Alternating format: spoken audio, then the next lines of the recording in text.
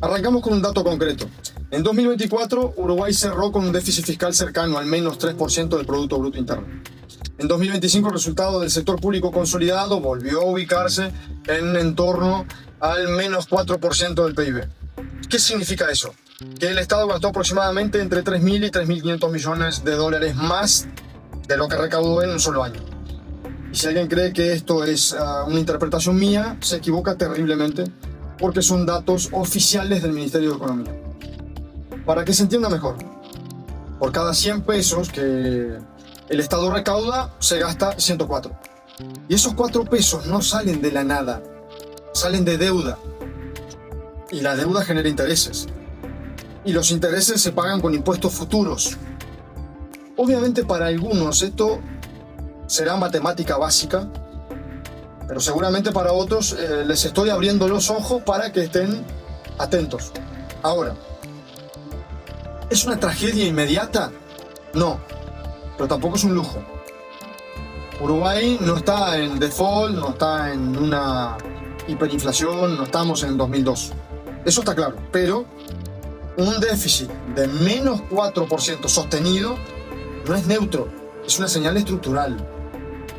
¿Cuándo empezó todo esto? El déficit obviamente no empezó ayer. Uruguay arrastra desequilibrio fiscal casi permanente desde principios de los años 90.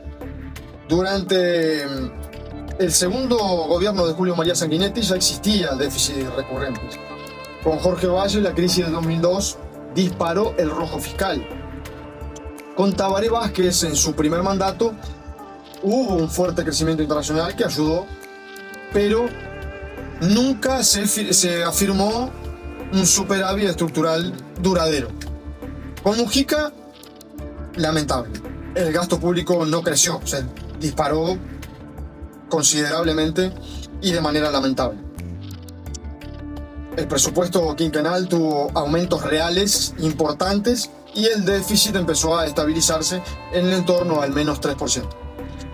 El segundo gobierno de Tabaré Vázquez, el déficit volvió a acercarse al menos 4% del Producto Interno Bruto. Con Luis Lacalle Pou hubo una consolidación inicial post-pandemia, pero al final del periodo, el resultado volvió a deteriorarse de mala manera, muy negativo. Conclusión. Esto no es culpa de un solo presidente. Es un problema que atraviesa 3 décadas. Entonces, si estás prestando atención a todo lo que dije hasta acá, seguramente te estés preguntando cómo se llega a esto. ¿Cómo se llega a todo esto? Bueno, no se llega con una decisión aislada. Eso tiene que quedar claro. Se llega acumulando rigideces. Hoy, Uruguay tiene gasto público superior al 30% del PIB, un sistema previsional históricamente deficitario, una estructura donde gran parte del gasto es rígido, con el 70 o 80% del presupuesto no se puede tocar fácilmente, el margen de ajuste es mínimo. Entonces, ¿qué se hace con todo esto? ¿Se recorta inversión o se toma deuda? Cuando se recorta inversión se afecta el crecimiento y sin crecimiento el número no cierra. Ahí está el círculo. Repito la pregunta. ¿La culpa es de un solo gobierno? No. Sería intelectualmente deshonesto decir que sí. El Frente Amplio expandió el tamaño del Estado, años de bonanza regional. El Partido Nacional prometió estabilidad fiscal, pero terminó administrando prácticamente la misma estructura con menor margen. El Partido Colorado, más de lo mismo, para no extenderme. Esto puede gustar o no. Pero son datos. Lo importante, por lo menos desde mi punto de vista, es no caer en la infantilidad de preguntarnos quién empezó.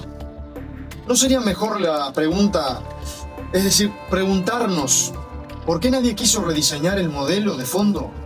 Me parece una pregunta mucho más adulta. Porque reformar estructuras rígidas tiene costo político. Esa es una una gran respuesta para muchas de las cosas que no se hicieron durante 3 décadas.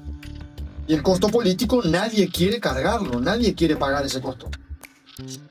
Y porque, por supuesto que es mucho más fácil para el ciudadano sin reacción agitar banderas que salir a la queja directa. Y acá viene la pregunta: ¿por qué no hay reacción social? Esto es muy interesante, porque la gente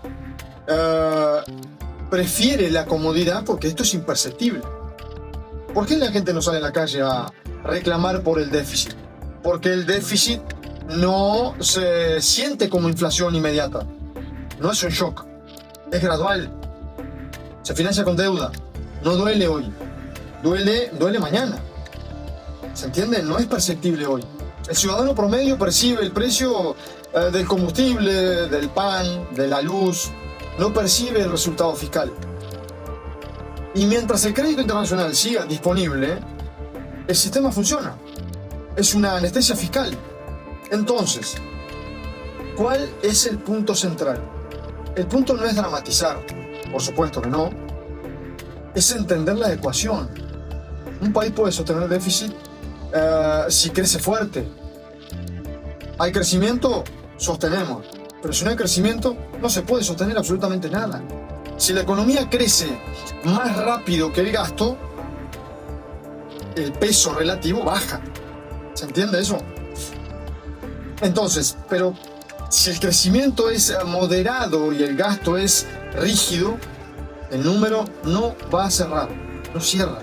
Lo que hemos tenido son mucho gasto, poco crecimiento. El modelo actual necesita más crecimiento o menos rigidez. Sin eso, el número no cierra. Uruguay no está quebrado, pero tampoco está reformado.